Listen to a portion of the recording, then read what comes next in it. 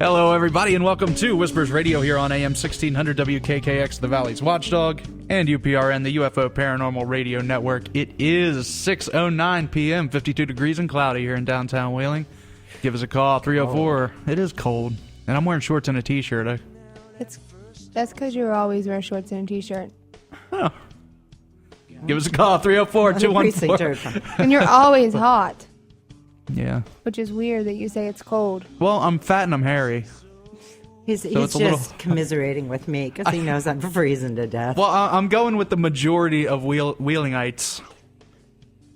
I'm a rare breed. I'm well insulated. So, she's like, oh, I'm comfortable, and I'm like sweating. Give us a call, 304-214-1600. If you're out of the area, 1-866-514-1600. That's toll free. We'd love to hear from you. Anything good going on, Lola? No? Oh, you're on the phone. I'm getting our guest. Oh, jeez. Our guest tonight is Mr. Manuel Navarette.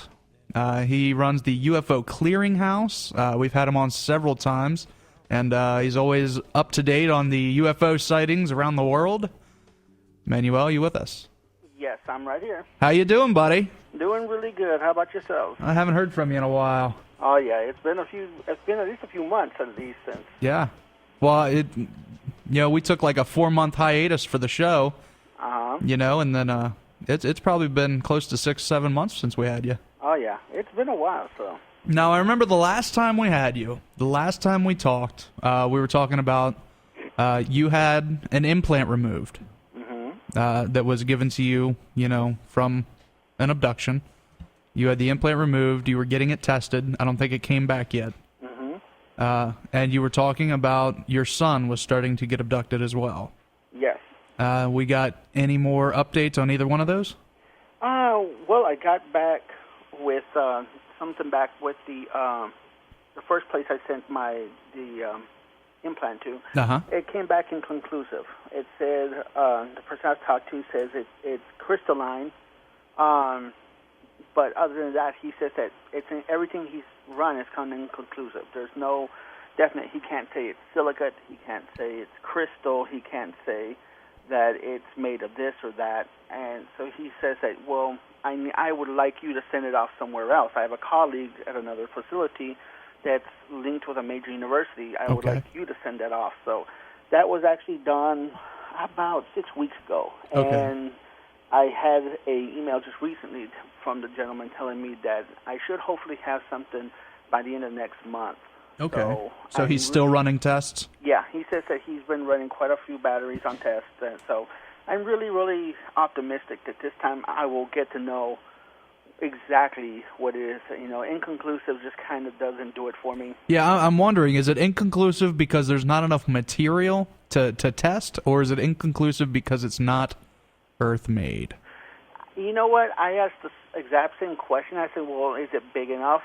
And he says, well, no, it's larger. And he says, well, we only need, minuscule pieces of it to really just run, like a mass spectrometer. He says, I only need like very minute scrapings of it to run into this, but it keeps coming back as inconclusive. I can't put a make on what it is. If it was Earth-made, I would have known about it. This thing has its database with almost every living thing or organic, inorganic compound that there ever is. And he says it's coming back inconclusive. So, he's like, well, do you have another piece? It's like, no. It's like, I'm not looking forward to having another piece implanted or something. So I've not, luckily, I've not had anything. I've had x-rays and everything done. So, so far, so far, so good.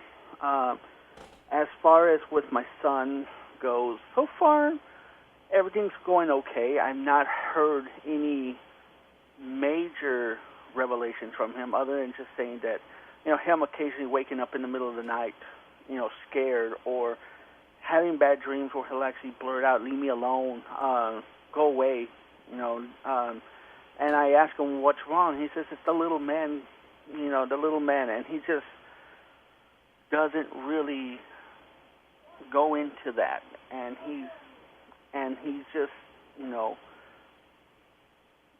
I think he's kind of gotten a little more mature, so he's not seeing it as something fun, something. Yeah, if I remember right, I listened to our last show together not too long ago, and just because I wanted to make sure I got some things right, and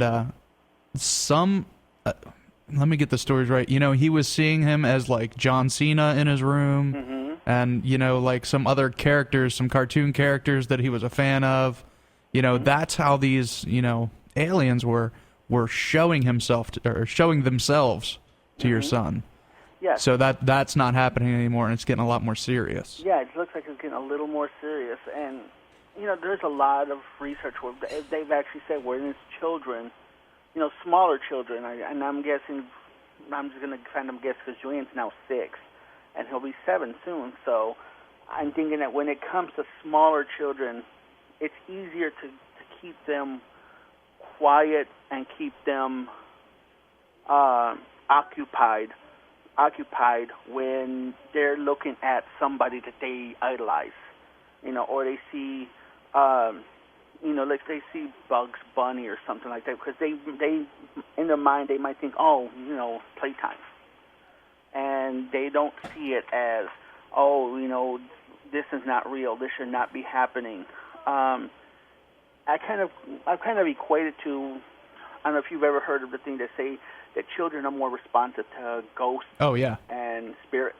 Yeah, and it's because their minds are more open to the fact that they haven't formed judgments in their minds. They haven't formed anything, so they're able to connect to more pure. both worlds. Yeah, they're pure. So once you get to a certain age, and it seems to get shorter and shorter, as the generations go. I mean, when I was his age, all I cared about was running around bicycles, playing outside. And my son now can basically run a computer and beat me in any Xbox game there ever is. And he's just that good. He can mess and program his iPod better than he can tie his own shoes.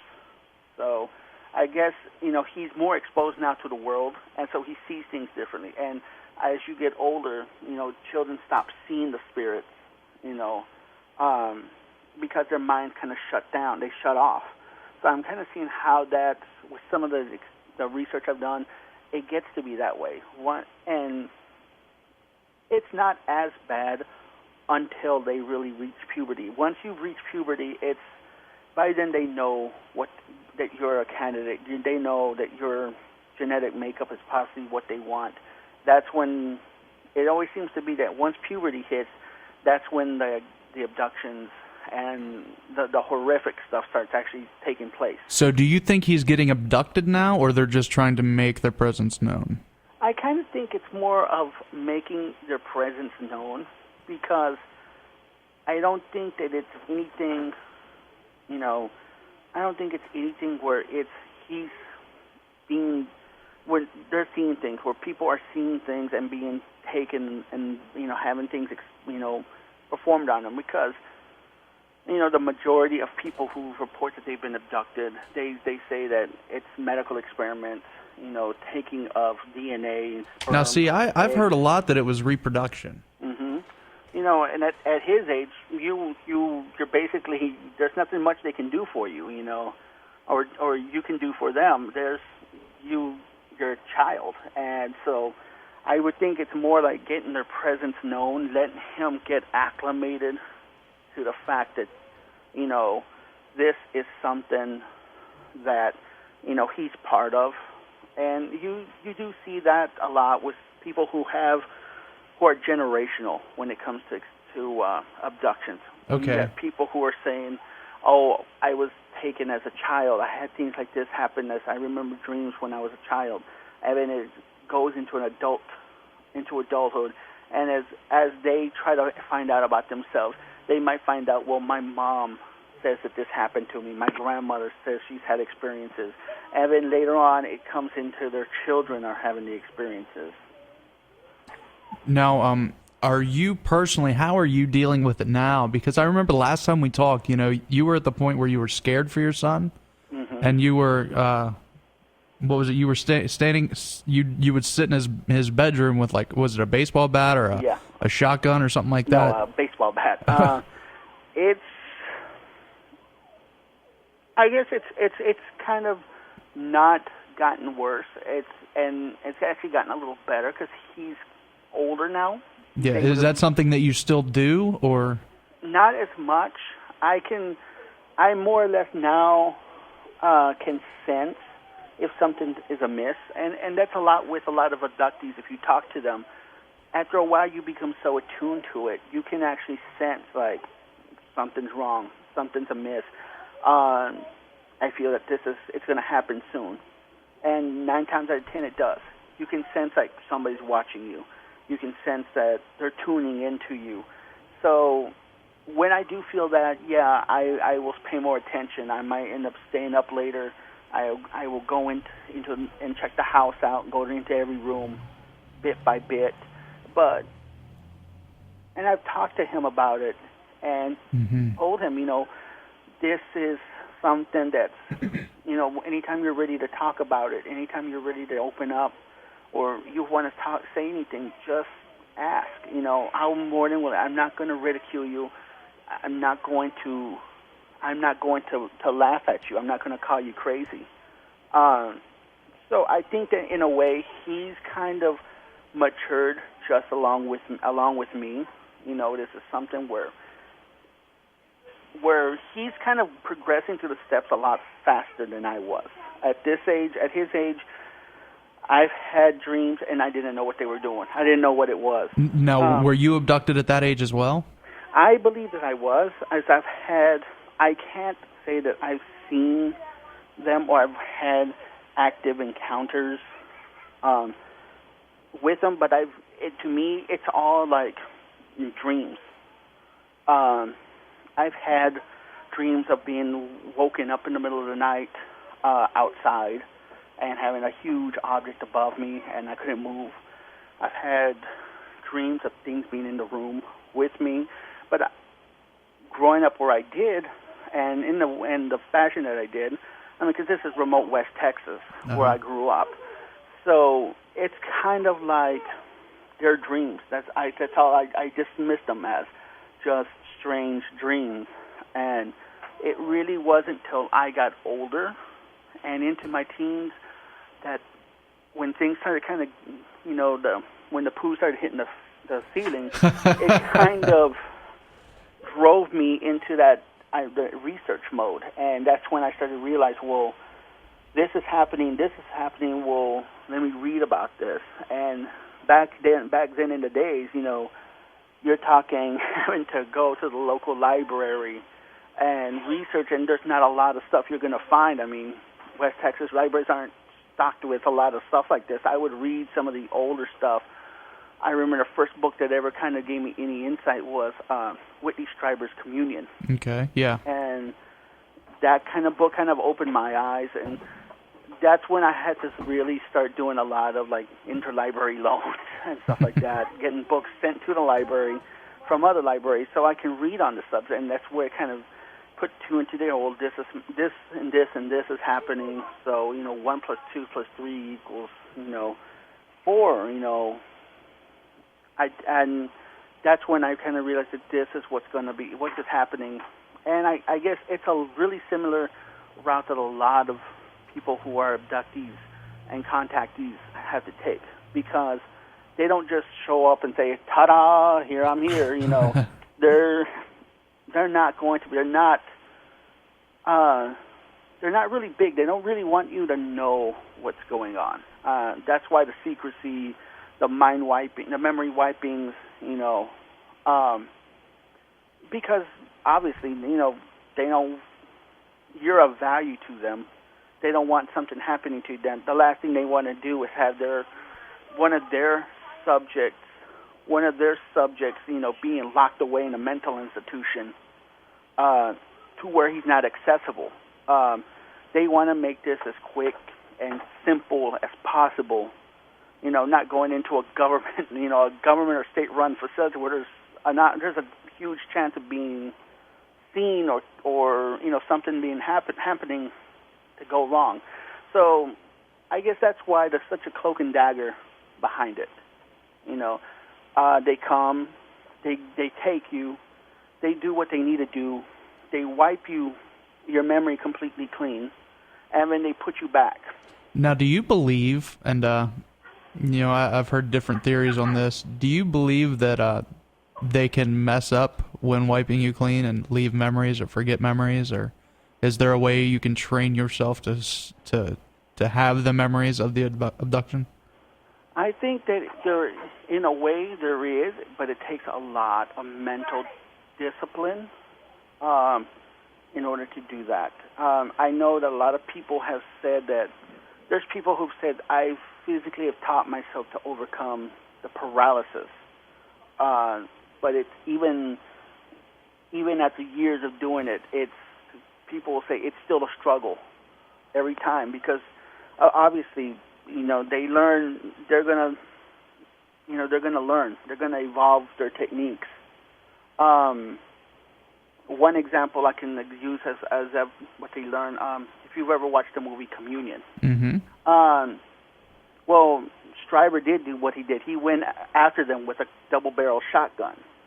And just as a way, kind of taunting, but as the same way of kind of evolving, they sent a little thing with a bullseye on it. Kind of a taunting way, but in a taunting way, like you'll never shoot us, but let's just make sure that the coast is clear before you try to kill one of us. I do believe, like the question says, that you can train yourself, but I think that they're always going to try to stay one step ahead. It always seems to, though, come back eventually. It doesn't seem like whatever they're doing is not intended to be permanent. The wipe is not meant to be a permanent thing. Eventually, it will come back. It comes back as dreams. It could come back with a smell, a sight, any number of things. When the Hills were abducted, they didn't know what went on. Mm-hmm. It wasn't until much later that Betty and Barney started having these very strange, horrific dreams that they realized something was going on, and that's when they sought professional help, and that's when they were able to open up the floodgates. So you think that the memories can come back, or it can be triggered? Oh, yeah, easily. And sometimes it can. I think that there's also a time and a place. Because there's a lot of people who say that once they found out what is going on, it's like a memory, it's like a floodgate being open. All of a sudden, all these memories come back. Sometimes all the way back to childhood. Really? It just depends on the person. Sometimes they say that, in some of the research I've done, some of the people will say, I think I was meant to know. They just wanted, I had to pass a certain point. No, I've had somebody tell me before that he was telling me that the aliens couldn't control like him anymore, and that they hated that and were more forceful, I guess. They would hurt him more for that fact. I think that that's when there are many cases like that, and once you kind of have learned to kind of slip through their grasp, they become a lot more forceful. And this is more seen with reptilian type of abductions than it is for Greys. Really? Greys it doesn't seem like they become forceful or anything, because it doesn't, to them, it doesn't grasp. They're not trying to be vindictive. No, I've also heard reports that the Greys were the really nasty ones. See, I've heard the opposite. The reptilians Really? are the ones that have always been the nasty ones. The Greys are kind of robotic with their methods. They're cold about the method that they use. Mm-hmm. They have no indifference. You can scream, yell, you can do whatever it is that you want. And it seems like they don't hear it, or they ignore it, or it doesn't make a difference to them. You're just like a guinea pig. Yeah, basically, you're a lab rat to them. And it's like, people have always talked about the Greys have always had a robotic manner to them. And Lily in the chat room saying that the Greys use more of a psychological intimidation. Mm-hmm. They do, and whereas people who have had reptilian encounters say the reptilians actually like to feed off that energy. They really just don't care. You are a cockroach to them. We're talking, whereas the Greys might drag you to the table and put you there and immobilize you to, do their experiment. A reptilian will drag you to the table, slam you down on top of that table, and just dare you to move. They will just look at you and just dare you to go out to fight against them. People have said that those are the more violent of the abductions. That's where they reported instances of rape and just horrifically being mauled, basically. And that's where, but of course it probably can be totally different. Some people have said that they've had very calm experiences, very quiet experiences when it comes to reptilians, whereas they've said that when it comes to Greys, they've had horrific experiences. Really? Yes, and I guess it just depends on the person, I guess. All right. Well, Manuel, we do have to take a break, but I want to get back on this topic when we get back. No problem. We got anybody that wants to call in? Our numbers are 304-214-1600. That's local. Toll free. It's 1-866-514-1600. If you got a story about being abducted or want to tell us who was more nicer to you, the Greys or the reptilians, give us a call.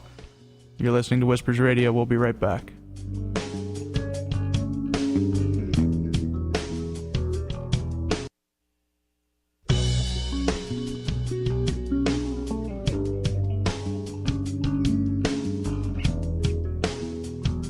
Hello, everybody, and welcome back to Whispers Radio here on AM 1600 WKKX, the Valley's Watchdog, and UPRN, the UFO Paranormal Radio Network. It is 6:37 p.m., 52 degrees here in downtown Wheeling. I'm Jordan Cline here with Rachel Todd and the lovely Lola Miller. Our guest tonight, Mr. Manuel Navarette. We are talking about alien abductions. He's with the UFO Clearinghouse, and we're talking about some of his experiences with the Greys and the reptile aliens during the abduction procedures. If you would like to call and give us your input, 304-214-1600, toll free, 1-866-514-1600. Manuel, you still with us? Yes, I'm right here. Now, pretty safe to say that the three people in the room right now that I'm with, well, me and the other two. Okay. Yeah, whatever. Yeah. Us. have never had any kind of experience, like abduction-wise, So can you walk me through, because you say, you have memories that have come back since childhood and you can remember which ones are violent and which ones aren't. What is the abduction experience like, I guess? Because in my mind, I see, like a big empty dark room, a table in the middle with lights, and then these little creatures dancing around it. What is it really like? Well, I guess we can use one of my examples of one of mine. And it really starts pretty much from the day, that whole day. You wake up in the morning, you do your normal things, but something, after a while you kind of notice something's not right. Something's amiss. Kind of like there's something totally off about this day. You try to kind of pin it down. Is it maybe my mood? Maybe I'm sick? Do I have a test in school? Or do I have something to do today? And you kind of rack your brain through the entire day trying to figure out what's going on. Mm-hmm. But as the day goes and you know that night's coming, the end of the day is coming, you kind of feel a little apprehensive about it. Like something is not right and you're really not wanting to see night. And yet it's not overwhelming. It's like that little biting little gnat in the back of your head. And it's just, that's there. And it doesn't interfere with your day. And as night goes, as the night comes and you're going through your time, it's still there. And you might feel like something's watching you or something is observing you, even though there's nothing around. And most of the time, if you're like me, I have to throw it off to the side and go about my day. I have too many other things to be doing, to take care of before thinking about this. Uh-huh. So you go to bed and you get that, or night comes and you might be up doing things, and yet you get that feeling like something is watching you, something is there. And you might catch yourself turning around and looking around. You might find yourself, making sure the closet door is closed. Yet you can't get rid of the feeling. Sleep finally comes, you're going to sleep, and that feeling is still there. And you just don't think about it. You finally go to sleep. Then it starts kind of happening. Your mind starts racing. You sense something in the room. You might sense more than one thing in the room. If you're lucky, you'll never see anything. Many times I've woken up and your bed might be surrounded by these creatures, and usually anywhere from 3 to 6. Many times it's 3 or 4 small ones and one larger one. They have always seemed to have a couple of the larger grays. This is the grays? Yes, these are the grays.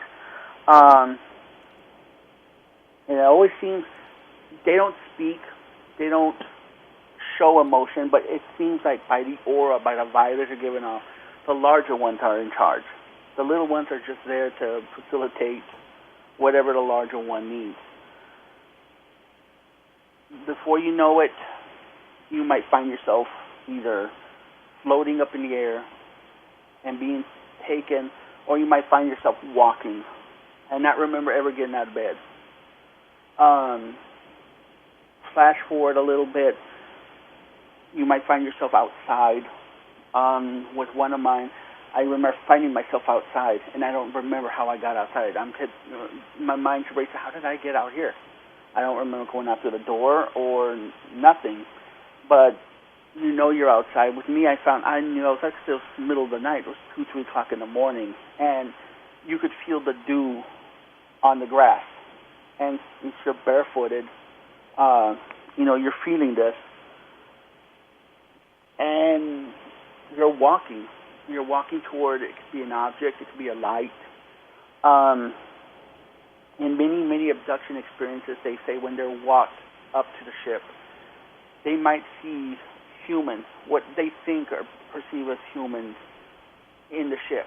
They might come and look at you, Evans, and take off. Usually, once you've gotten to the ship, the larger ones have taken over. And this is where you're led into the room, you're led onto the table, and so it's not like you sit in a doctor's office for a while. You're not in like a holding room. You just kind of walk in and they take you to a table. Now there have been. Don't get me wrong. There have been experiences where people have. There was one experience of a group of campers that was actually abducted. There was like 6 or 7 of them. They were lifelong buddies, and had gone on a camping trip. And they remember sitting in a circular room on benches, waiting their turn, while one of their friends was laid out on the table and getting experimented on. They were sitting there waiting.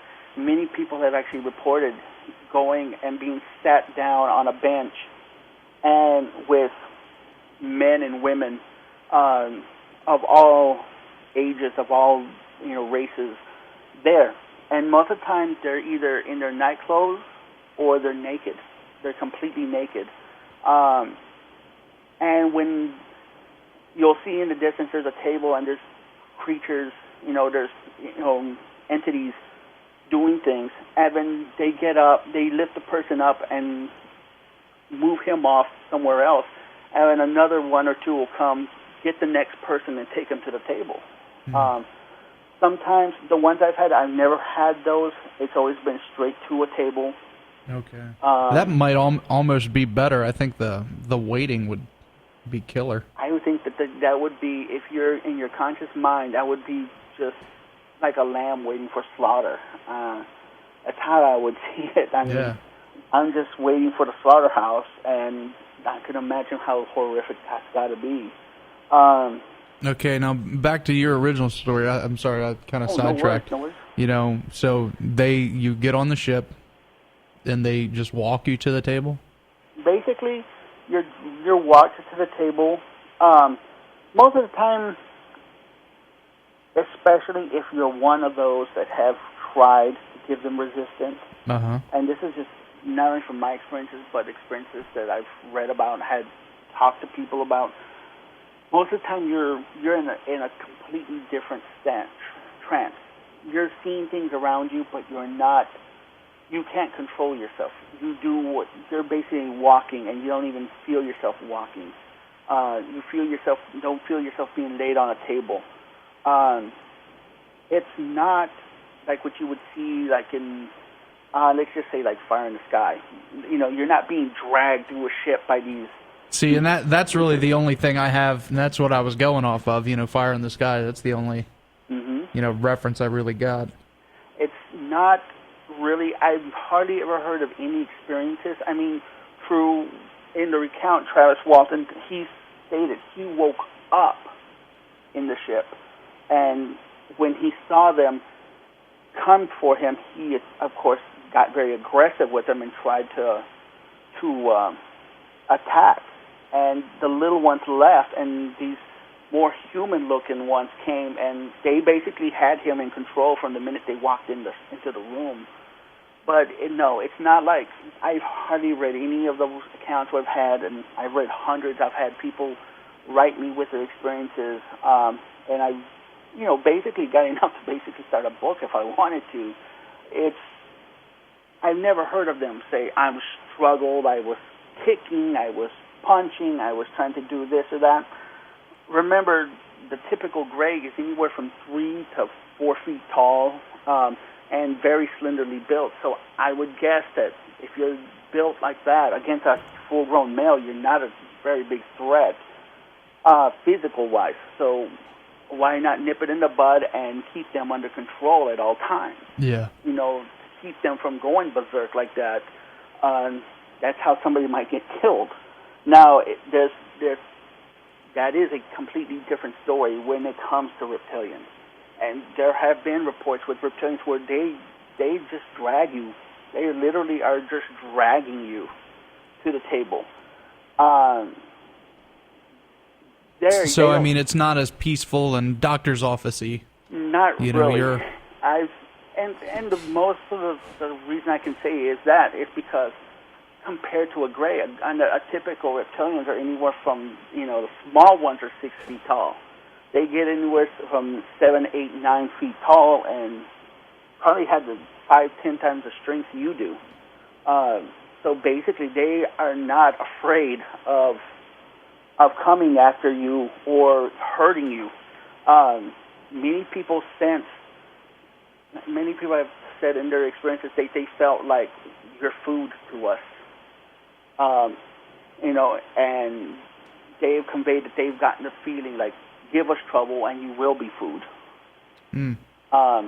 Now, did these talk to you either?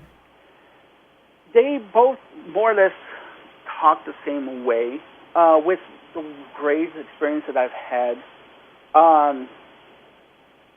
once I've talked to people and actually gotten a lot of my memories back, I've actually had very good colleague of mine who is skilled with hypnotic regression, and he has kind of helped me open up a lot with some of the stuff that I've had. So, and they do talk to you, they do acknowledge you, but it's always been in a telepathic way. You hear them in your head. It's like a voice. So you kind of just know what they want without them. More or less like, we're not going to hurt you. This will be over shortly. You know why we need this. This is very important to us. And it seems like with the Greys, they're trying to calm you. They're trying to get you to cooperate as much as you can with you. They keep assessing you're not going to hurt. We're not going to hurt you. Everything will be fine. Whereas people have said in reptilian ones, they don't hear them talk as much. There was one account, I listened to a podcast called Mysterious Universe, and they had one not about 6 months ago, where a family encountered a reptilian. And this was out on a camping trip, and they were paralyzed. They were not able to see, to move, and this reptilian was about 20 feet from them. And all of them heard the same thing in their heads, and it was like, I can hurt you, but I choose not to. Wow. So they kind of convey, and they seem to convey more with the fear. They want you to know that they're superior to you in every way, shape, and form. That if you give them trouble, they will punish you, and you will be dealt with in an according fashion to them. Whereas Greys have always seemed to be like, we're not going to hurt you. This will be over shortly. You're going to be all right. And it's always, I guess it has to be like your audience has said, it's more of a psychological, a very big psychological game with them. Well, let me ask you this. Is it more like, I don't know, because it seems to always be either the Greys are abducting you or the reptilians are abducting you. Mm-hmm. And if they're both abducting you, are they connected some way? Are they from the same, club? Like, are they trying to get the... you don't give me that look, Lola. That's not what I meant. No, but, I mean, are they together in it? Like, are the Are they working together, or is it two separate cultures? That is a very good question, and it's been something that's been the subject of many debates. Some people state that they do work in cahoots together, with the reptilians being the more superior master race, if you would say. Many places, Dulce, New Mexico comes to mind, S4, where there have been reports of people working with extraterrestrials. I'll use Dulce as an example. The reptilians ran everything. They were the superior beings there. The Greys were subordinate to them. The Greys were kind of the worker class. Really? Whereas the reptilians were more of a royal class, and there seems to be a hierarchy within the reptilians. The draconian, what they call the draconian reptilians, seem to be the dominant ones. Those would be the ones that they say have the crests on their heads, or they have wings on their backs. They seem to be more of the royalty of the reptilian race. Now, there are also arguments that say that they are two totally and separate entities. In fact, many people go as far as to say two warring entities with each other. Really? Whereas the reptilians might have been what they call a terrestrial alien, whereas they were probably here millions of years before we were, and now they want what they feel is rightfully theirs. And the Greys being seen as an invader, an invading force, using us as like lab rats for their experiments. There always seems to be quite a lot of different, opposing forces in this. Some people say they work together. Some people say they work against each other. Some people say that the Greys were enslaved by the reptilians, or even genetically made by the reptilians to serve as workers for them.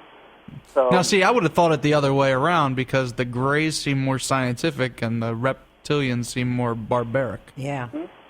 Yeah, and it seems I would say the same thing also, but it seems to be that maybe the Greys. Everyone has always said there's been many reports that the Greys seem to be more robotic.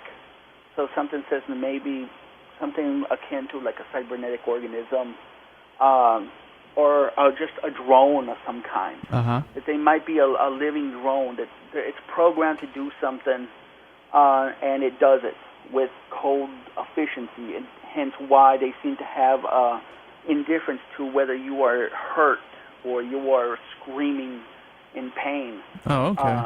Well, Lola's got a question real quick. Go ahead. Well, yeah, I was going to ask you this anyway, but we had a listener want to know, too. What type of experiments do they do to you? Well, and I can attest from my experiences as well as research, it always seems to be, from the beginning, and in the beginning, it seems to be completely and totally medical. They want to know about you. So there's a lot of like skin scraping. They might probe, and that just seems to be a pop culture thing. Probing. That's what. Oh yeah, there are different things. They might stick objects into your eye. They might stick objects into your nose. People have talked about how they've lied on their backs and they feel them actually pull your eye completely out of socket. Ew. And look behind your eyes and then just expertly put it back in without any kind of scar. I mean, do they like cut you open and look at your insides? Do they like try to sew arms onto you? Like what kind of? Well, because you know, you talk about experiments. Well, I know. They've had some experiences where people have said that they've been cut into, blood drawn, but it's never been something where it's like overly invasive, where they're actually just ripping you open to see what makes you tick. They more or less want to know the physiology. Then it actually gets down to the nitty-gritty where they're actually exploring your genitals. They will, they seem to focus a lot on your genitals. They'll find ways. Well, they are interesting. Yeah, they they will. With women, they will pull eggs out. They will inspect their genitals. With men, it's the same thing. They inspect them. And then they extract semen. So it could be just any number of things. And a lot of the experiments seem to always be repetitive. They always seem to want to know what's going on with your life. One of the ones that I actually frankly find more terrifying than all of the experiments, including the actually implanting of chips or anything, is what's been referred to as a mind scan. And this seems to happen. A lot of people talk about when the first time that they were abducted, they've had mind scans done. And it's basically they sit you down at a chair or on the table, and one of the larger Greys will actually come straight up to you and just park his face right on top of you. We're talking like millimeters from your face. I'd cry. And their eyes lock onto yours, and we're talking you cannot move. You are forced to look. You can't blink. You can't do nothing. You cannot do nothing to move. You can scream all you want. As soon as he's locked into your eyes, you feel him. Actually, they say it's almost like tearing, like an animal tearing into a carcass, where he's just going into your mind. See, you're right. That is far scarier than anything physically they could do. Intimate, your most precious of secrets, your most everything. It's you feel it. People say it's us like busting open a water pipe. You feel it all flowing out, and this creature is just absorbing it all in. That's tough. People said that's just so invasive. It's so horrifying because they feel him actually ripping into you at that point. And once it's done, many people say that's usually been once they've done that, they've let him go, and they bring you back to where you're taken from. if you're lucky, you will be brought back to the house that you were talked about. Many people have said that they've ended up, blocks away or miles away from. Yeah, I've heard that too. Manuel, we are out of time. It is 7 o'clock.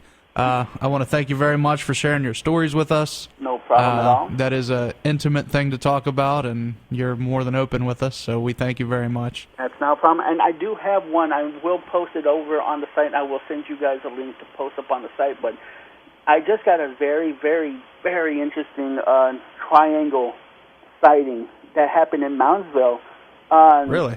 The people that were talking, it's a group of about 15. They were coming out of the West Virginia Penitentiary, I think is what it says. Yeah. They were doing a ghost tour. Yeah.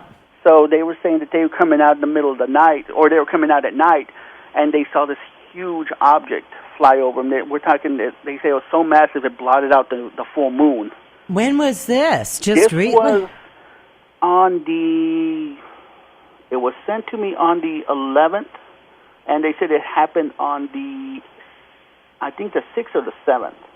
Wow. Of this month. But they said as they saw the object flying away, they could see a blue light or a laser being emanating from the object, like shooting down in one section down to the ground for about 10 seconds, then it'd fade out and then shoot from another section of the ship down as it flew over Moundsville.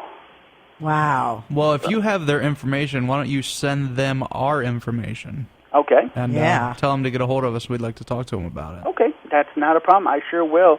According to them, this thing was like less than 200 feet off the ground and with the links of 6 or 7 tractor-trailer trucks. Wow. So that's pretty big. We know exactly the area because we have come out of that pen at night. So. Yeah, they said it came from the direction of the river. Yeah. So they said that they were walking toward their cars, and when this object all of a sudden just was right over them, and they said that the moon disappeared. So it'd be moving west to east. Yeah. So. Wow. Yeah. It was very, very large. They saw for about 5 minutes, actually. Wow. Yeah, tell them to give us a call. Okay. That's great. I will go ahead and post it, and I will send you guys the links. But, guys, thank you very much for having me. Thank you. Thank you. You guys, it's www.ufoclearinghouse.webs.com. All right. Hey, thank you very much. See you, Manuel. Thank you. Bye-bye. Bye-bye. I always like having him on. I know. He's always got some fun stories. I don't know how fun they are, but... Well, fun to listen to.